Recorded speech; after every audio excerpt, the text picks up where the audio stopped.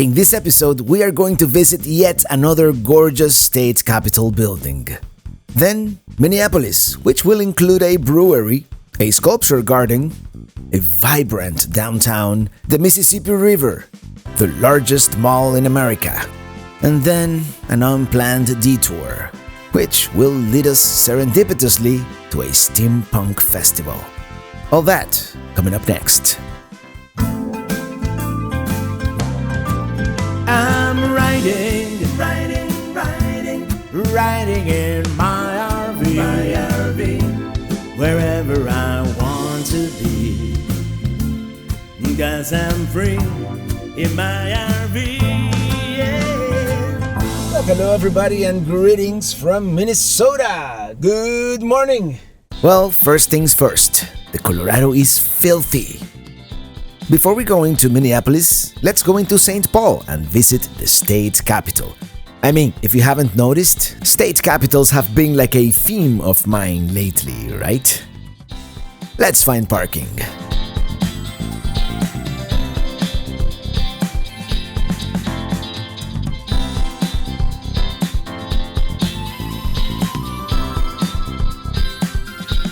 Yeah, this will do. $2 an hour to park here, not too bad. Let's see the view of the city first and then we'll go to the Capitol building.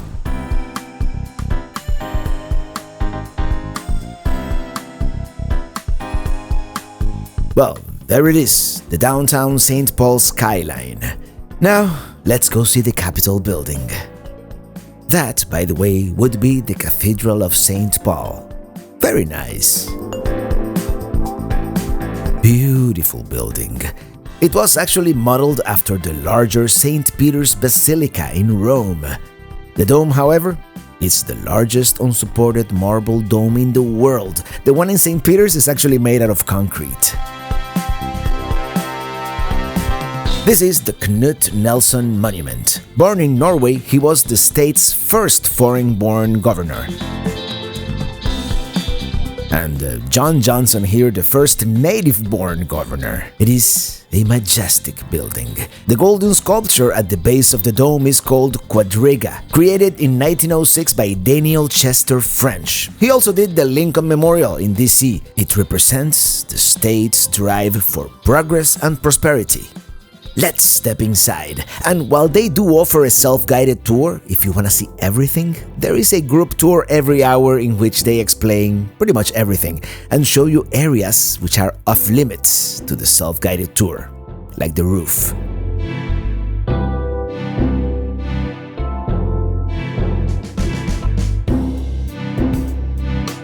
If we were to take only the self-guided tour, this would be our only view of the Senate chamber from behind these bars. And that's what I'm doing while I kill some time here until the guided tour begins.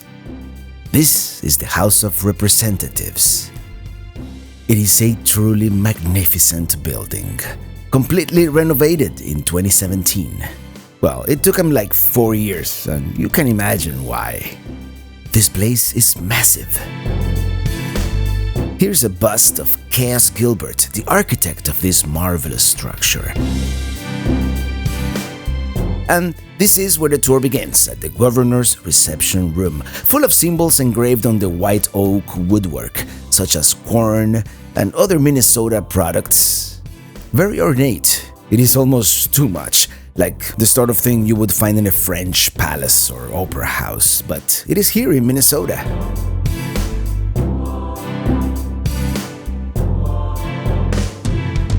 There are paintings about the Civil War, and let me catch up to the tour because they left me behind. L'Étoile du Nord is the state's motto, French for the Star of the North, because this area was actually owned by the French until the Louisiana Purchase in 1803. Let's go to the second floor.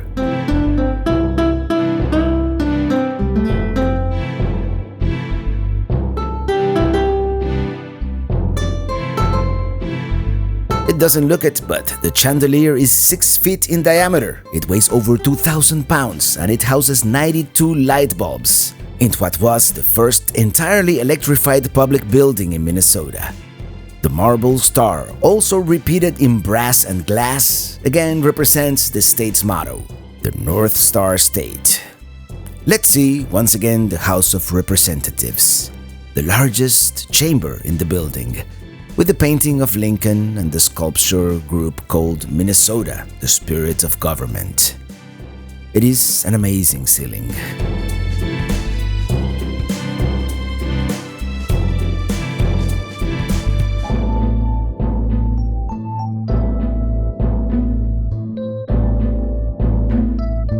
I don't know if you noticed, but there are skylights everywhere, letting in natural light. And if I don't rush, they're gonna leave me behind again. This is the Supreme Court, with several murals depicting legal systems during different periods and cultures. And the skylight, of course.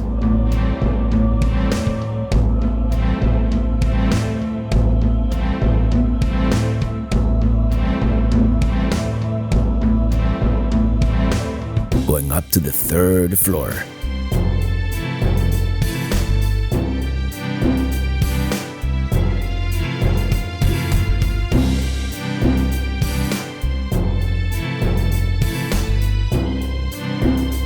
Next, we're going to go into the House Gallery, accessible to the public during sessions so you can see your government at work.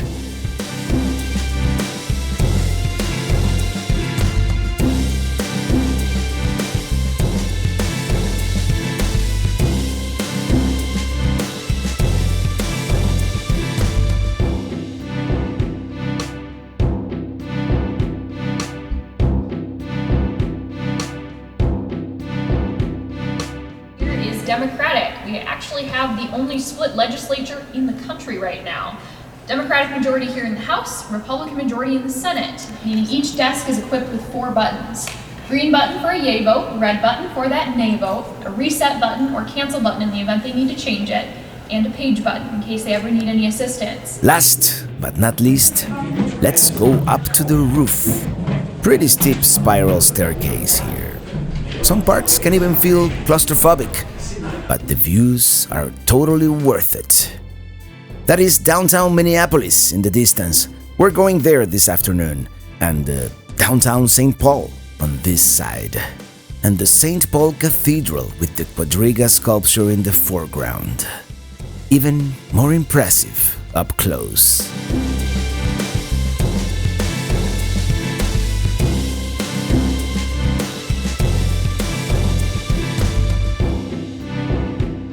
Well, this was a very cool visit to another impressive Capitol building.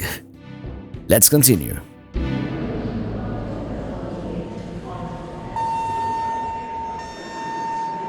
Let's take one of the new scenic elevators on the way down. These were added as part of the 2017 renovation.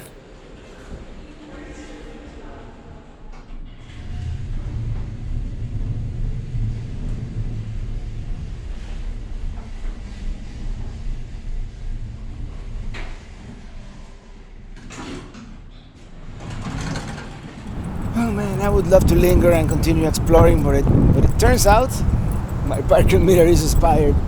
I really hope I don't get a ticket. But if I do, it was worth it. I mean, I just didn't expect the tour to be an hour.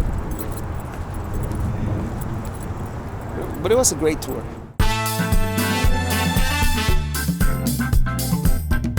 I was gonna visit a park nearby here that someone recommended called Como Regional Park. But the place is too massive to visit with the limited time that I have here. And why the rush, you might ask? Well, as you may or may not know, I have to be in Pennsylvania in 11 days. And I want to put a check mark on every state that I haven't seen yet, between here and there, kind of. And the corresponding sticker of my map, of course. So time is of the essence. And I'm hungry, so let's go eat. And I hear Surly Brewing Company here is supposed to be pretty good. Seems pretty legit.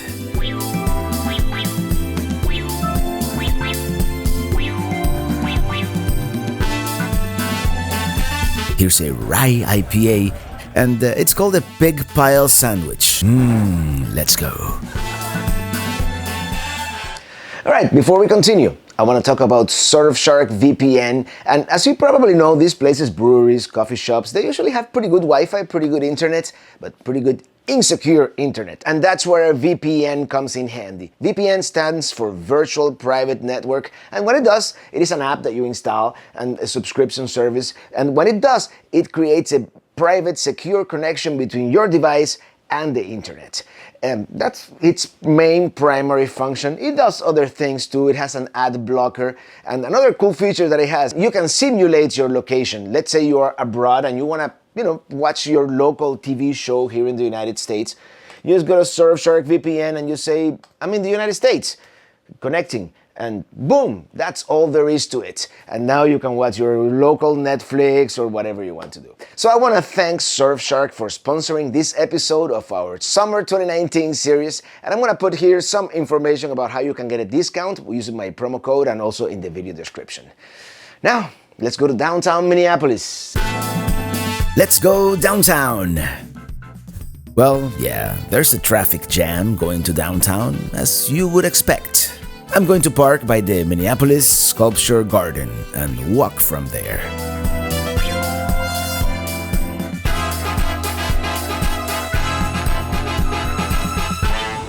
This is it. Well, this is what they call the Sculpture Garden, so let's see what it is. Besides the art, we get striking views of the Minneapolis skyline and the Basilica of St. Mary, the first one established in the United States. And I see a giant blue cock, or rooster. Here we have what is probably the most prominent sculpture in the whole park, the centerpiece. It is called Spoon Bridge and Cherry from 1988, and even though it has no relation to any particular aspect of Minneapolis, it has come to be described as an icon of the city, and I must admit, I like it. Also, it is such a nice park and such a pleasant day here in late August. Perfect weather. Here's the Love sculpture. We saw a similar one in Philadelphia, and although I don't quite get it, it is supposed to be full of erotic, religious, autobiographical, and political underpinnings by author Robert Indiana. And here's Han/Cock by German artist Katharina Fritsch. It is supposed to be at once lifelike and completely unreal. This is the second one, by the way. The first one is in London. Let's continue exploring. This is, I don't know what this is. It is called Arikidia. Okay, this is getting weirder and weirder. These are called sagacious heads.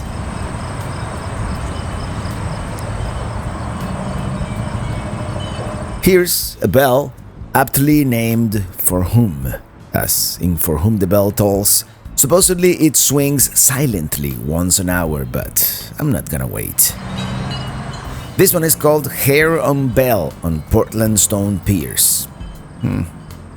Finally got to the wind chimes, which supposedly play all the notes from a 1948 piece called Dream. What is this thing?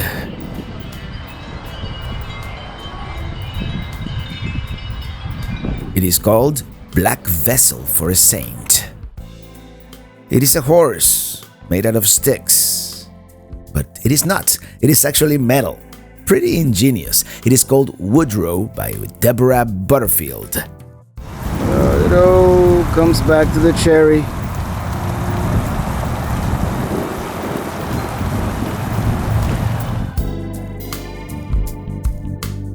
We could spend hours here. It is a very large installation, part of the world-renowned Walker Art Center. Some of the art is fascinating, while some other, I don't know. I guess there is something for everyone. Let's walk across the pedestrian bridge over I-94 towards the heart of downtown.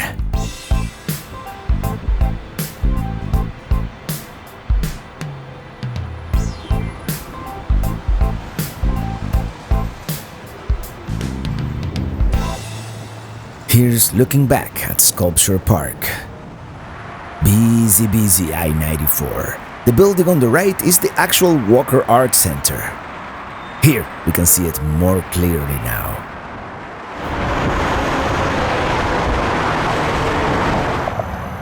This is called the Loring Park, and there's the Basilica once again. And I see Minneapolis has embraced scooter culture as well.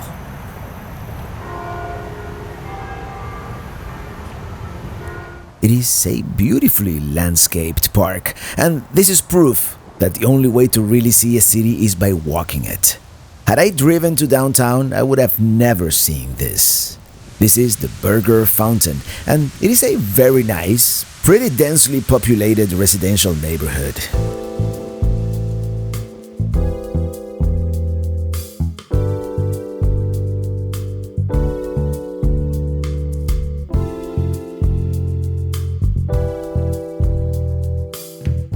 Enclosed passageways between buildings.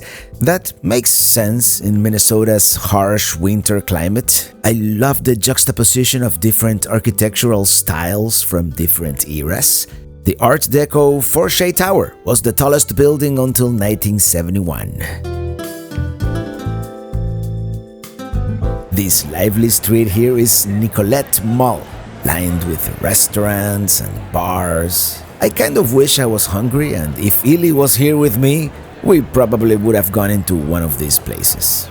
It seems like a great afternoon to have lunch al fresco on this perfect weather summer day.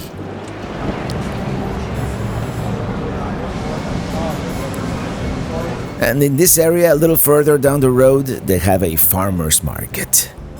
Such a vibrant city. At least this Nicollet Street area is. Nicollet Street.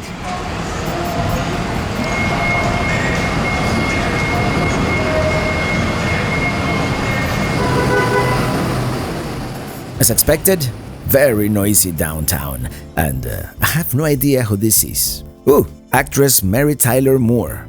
There's Murray's Steakhouse since 1946, huh? Not on Nicollet anymore. This is actually called Hennepin Avenue as I slowly make my way towards the Mississippi River.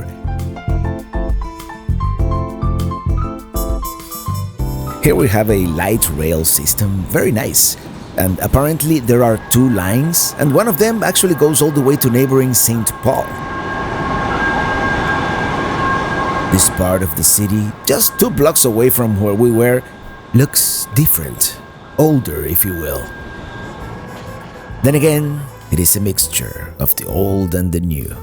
I came back to Nicollet, and let me tell you, I'll be the first to admit it, I had no idea Minneapolis was going to be this cool.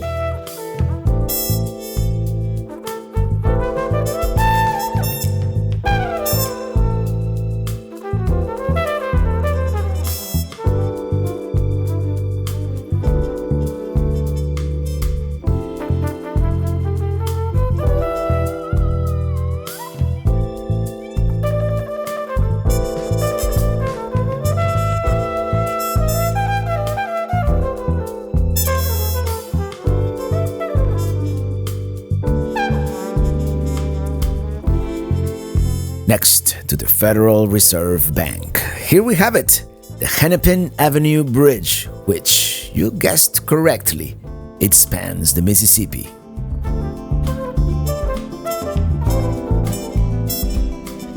There it is, the mighty Mississippi River.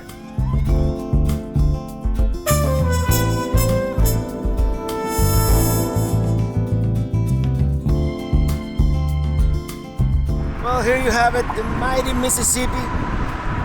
Not as mighty as we've seen it further south, but not as brown either. Fix the wall in apartment So, 2 or Avenue. Here we are in Minneapolis, very cool city. And if all goes well, in a couple of days we're gonna go further north to where the Mississippi is merely a trickle.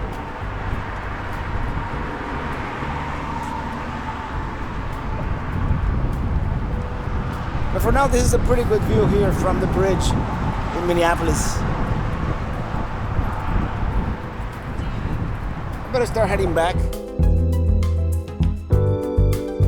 As I mentioned, I've seen the Mississippi quite a few times by now, but it's always been further south, where it is much wider and all the sediments give it this brownish, muddy appearance.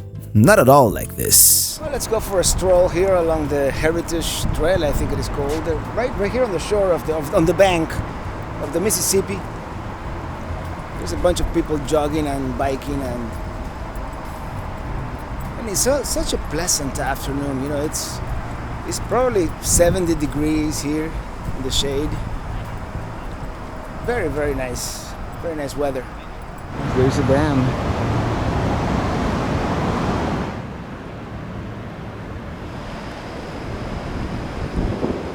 There it is, the Hennepin Avenue Bridge. I'm gonna start heading back. I'm about 2 miles away from where I parked near the sculpture garden, and I could take an Uber or a taxi, even public transit, but I prefer to walk and see if I discover something new by chance on my way back.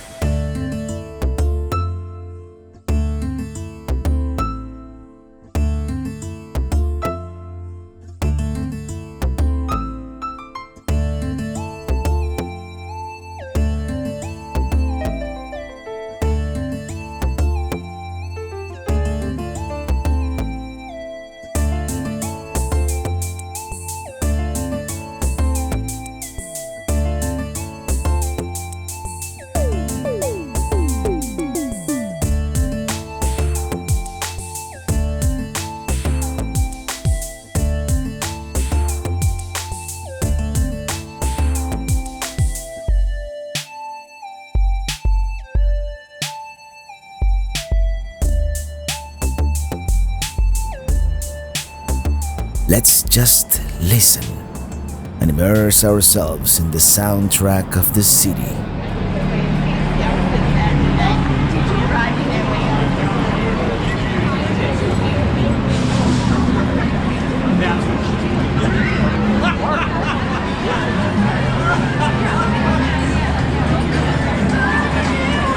Sometimes it is the jumbled cacophony of conversations. Sometimes I just talked to drown out some music in the background.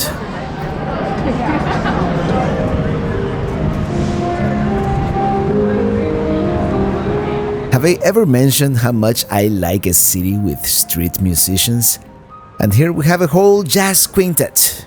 Or quartet, maybe. Yep, I like it. This even happens to be my kind of music. I can't think of a better way to end this part of the day, here in downtown Minneapolis. I vow to return, soon. No wonder, it is the Dakota Jazz Club, and tonight they're presenting Nachito Herrera and Habana Social Club. And this is the street show. I have no idea who they are, but I like it.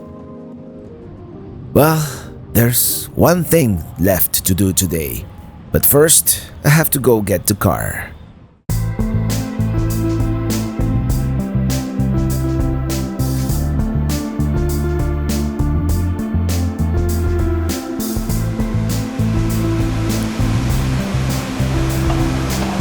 Taking a slightly different route back, going across this pedestrian path called Loring Greenway.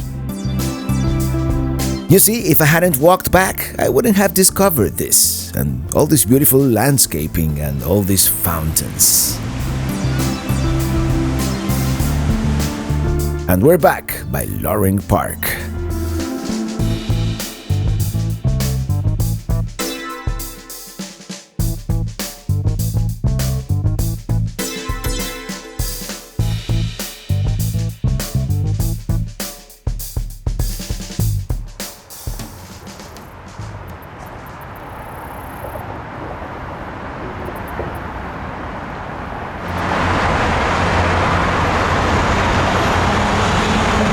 There's a cool view of the cherry on the spoon. And, well, yeah, it is magic hour. And rush hour too, but we'll deal with that when we have to. in about 5 minutes, I guess.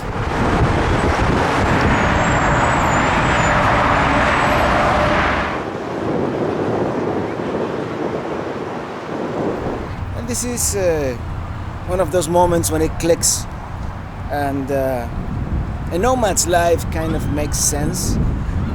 In a way, this is a typical perfect weather day in Miami in February.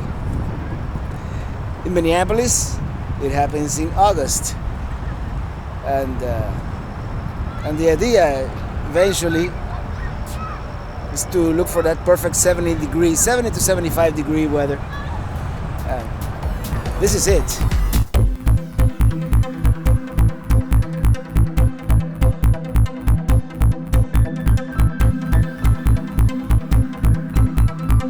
Well, yeah, there's this neighborhood called Uptown.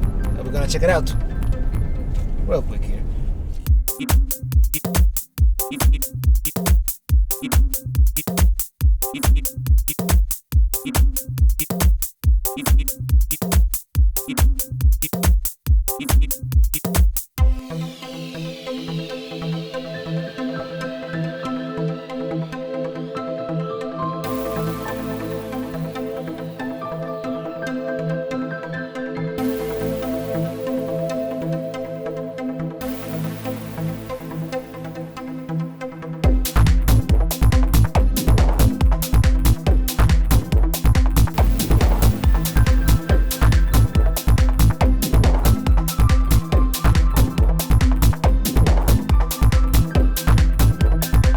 Well, rookie mistake.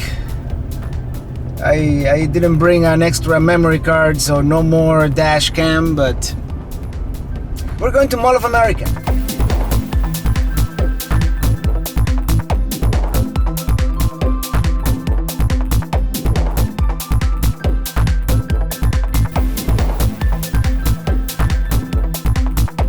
This is, of course, famously the largest mall in the United States when it comes to total floor area. But let me tell you, a mall is a mall. So I'm more interested in the Nickelodeon universe, which is something unique about this mall. It is basically a full indoor amusement park with all kinds of rides and roller coasters, even a Ferris wheel.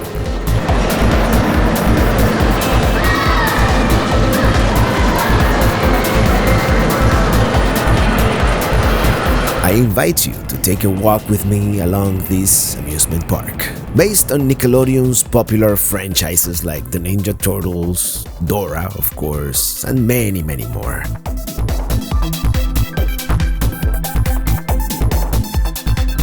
Doesn't seem to be a very busy day now, does it? This is actually pretty cool, and I'm sure kids will love it on those frigid winter days that Minnesota is so famous for.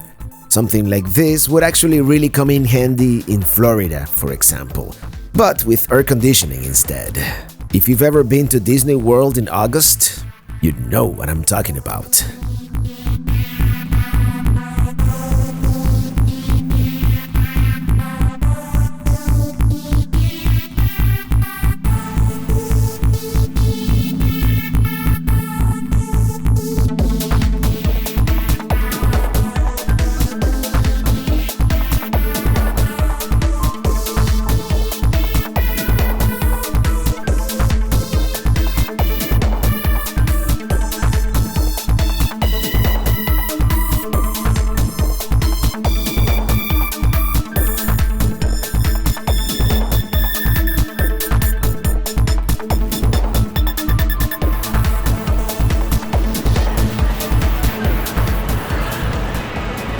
I'm not really a mall person, so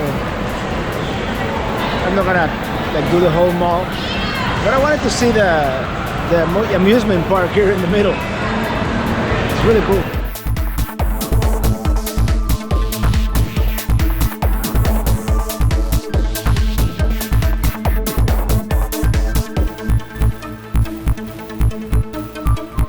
It's almost like I'm afraid I'm going to get lost and not find my way back ever again, so I'm heading back. Well, Mall of America, being here, done this, Very cool, especially that amusement park. Also cool, these navigation screens in case you get lost in the immensity of it all. They can even text you directions. I'm sure you could spend the whole day here visiting all the attractions. It all seems pretty cool. Free mobile Wi-Fi. I'm tired. Let's go home. Sea life. Oh yeah, I forgot. They have an aquarium too. I should have seen it, but as I said, it's been a long day.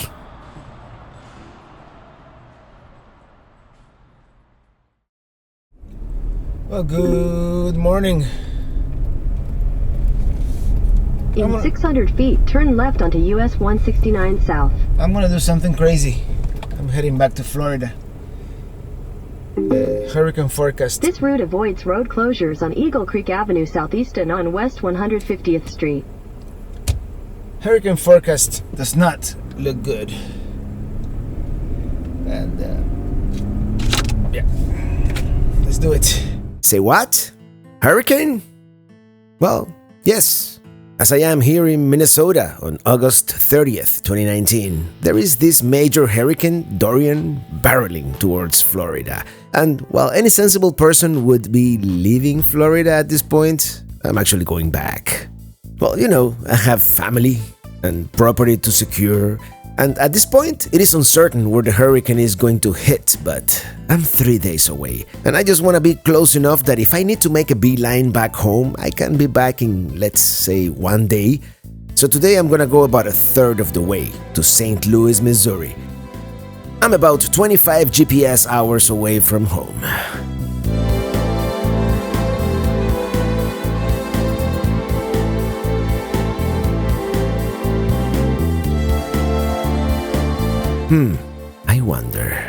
I wonder if they are part of some kind of hurricane relief effort. They're certainly going in the right direction.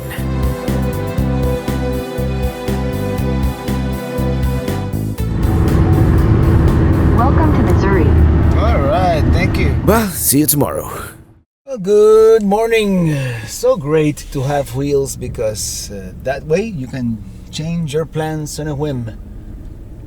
And that's what I've been doing. Because of that, I don't know if by the time you watch this, Hurricane Dorian is going to be a footnote in history. But In 200 feet, turn left onto Robert Raymond Drive. But yesterday it looked like it was gonna be a direct hit in South Florida, so I decided to make a beeline south. You know, and I came all the way down Take the to next almost left onto Robert Raymond Drive, then turn left onto Lila Lane. almost St. Louis, Missouri. But now the hurricane it's changed its path, and it doesn't look like it's gonna change it back. So Turn left onto Lila Lane, then turn right onto Ronald Reagan Drive. So I decided to continue the trip almost as originally planned. Let's see this guy here. This was my Take neighbor. the next right onto Ronald Reagan Drive. This was my neighbor last night. And what was I gonna say? Well, we're going back north to Milwaukee, Wisconsin eventually. But we're gonna see some things along the way. Like Mark Twain's boyhood home. Well, yes, Hannibal, Missouri is kind of on the way from here to Milwaukee, so I figured let's add at least one point of interest to what seems like it is going to be a dreadful drive.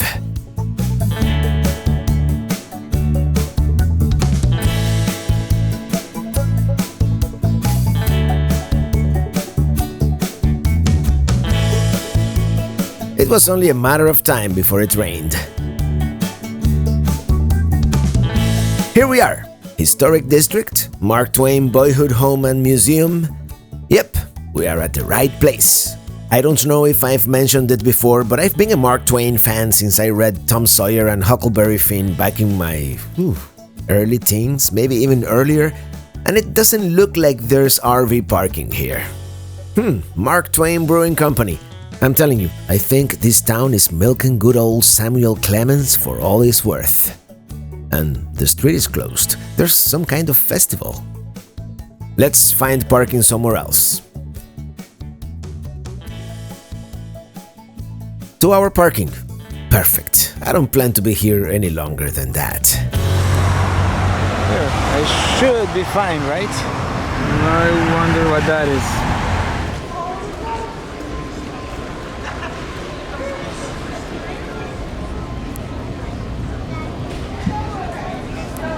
And there's Mark Twain again.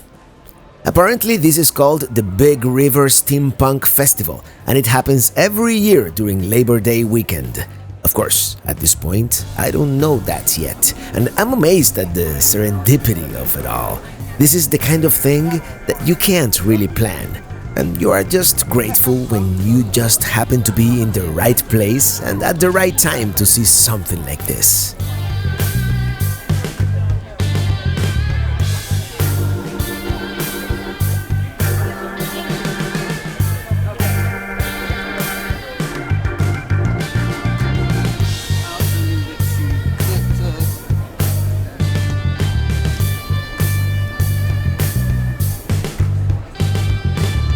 Very cool to see people of all ages dressed in their dapper costumes.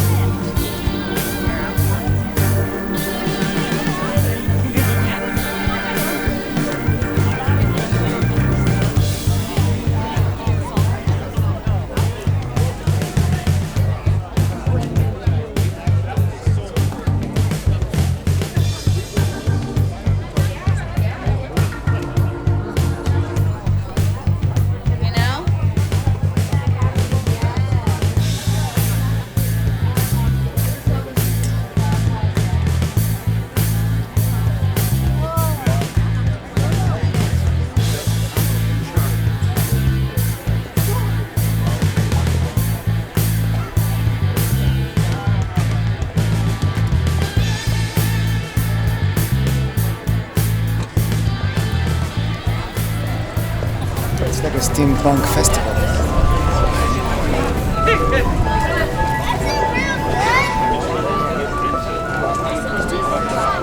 Go out and you start looking at some of the YouTube videos or how-tos. A lot of them.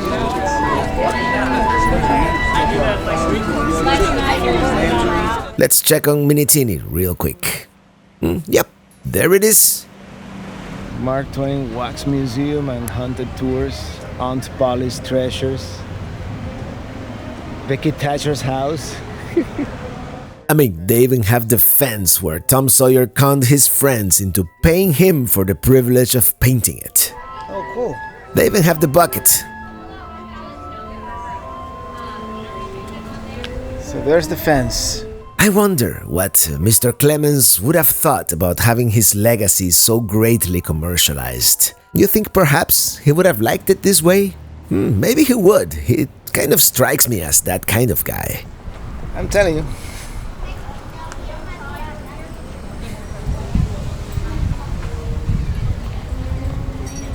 Oh, might as well. Let's see how much is the museum.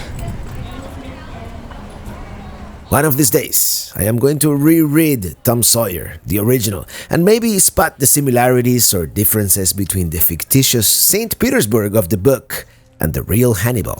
In this house, Sam Clemens lived a pretty typical life for a small-town American boy in the 1850s.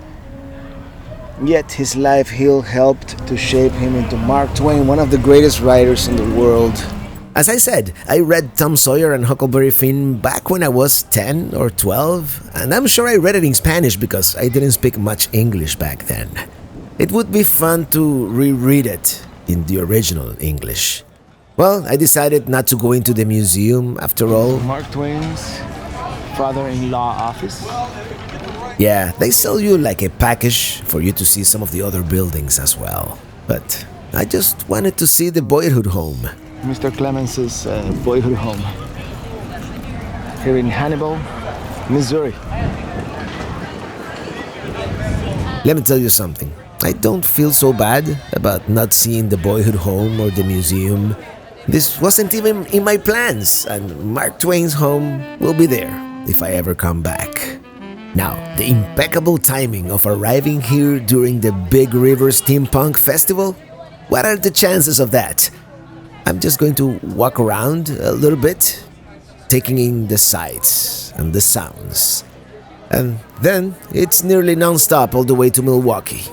I've already made a reservation at the fairgrounds, but more about that on the next episode.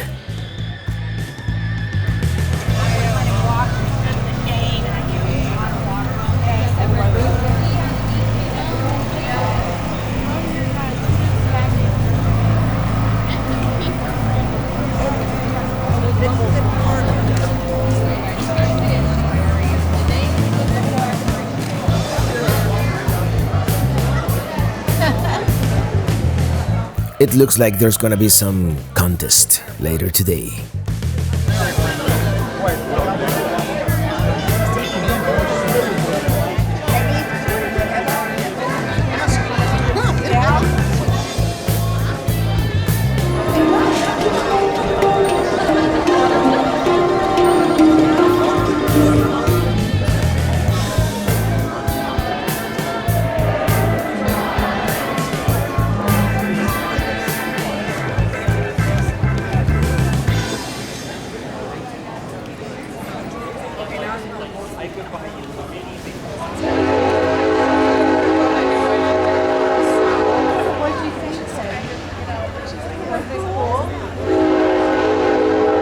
Well, I consulted the Book of Knowledge, aka Google, and apparently this is called the Big River Steampunk Festival, and it's held here in Hannibal every Labor Day weekend.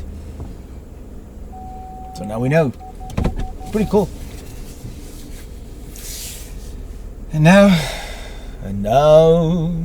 we gotta pretty much make a beeline for Milwaukee.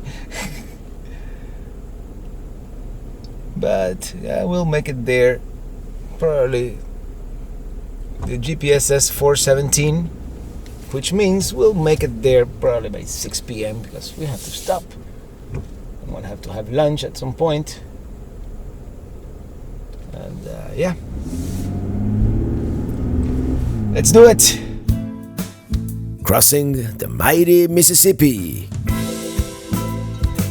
You know the one problem with this new travel plan? I'm not gonna have time to see North Dakota on this trip. It is what it is. We'll have to come back. And I'm gonna spare you the tedious drive up to Milwaukee. Suffice to say, eventually we made it to Wisconsin and to our destination. I was gonna do the Minitini 5th anniversary video from here, but I think you'll agree it's not the most picturesque of campsites. I forgot to put this away. Besides, Minitini is filthy. I mean, it's never been this dirty on the road. I mean, look at that.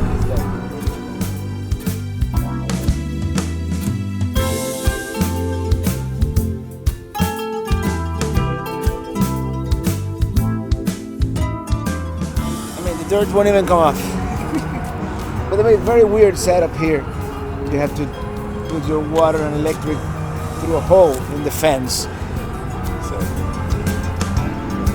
this is just to sleep, and we are like, this is one of those, you know, city campgrounds. We are smack in the middle of Milwaukee, kind of. So it is what it is, and we're only here to sleep. And tomorrow we'll explore Milwaukee, Wisconsin. Before we go, I think we've earned that Minnesota sticker.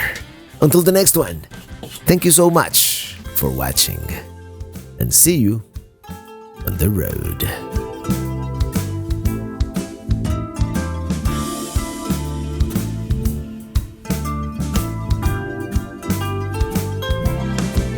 I'm riding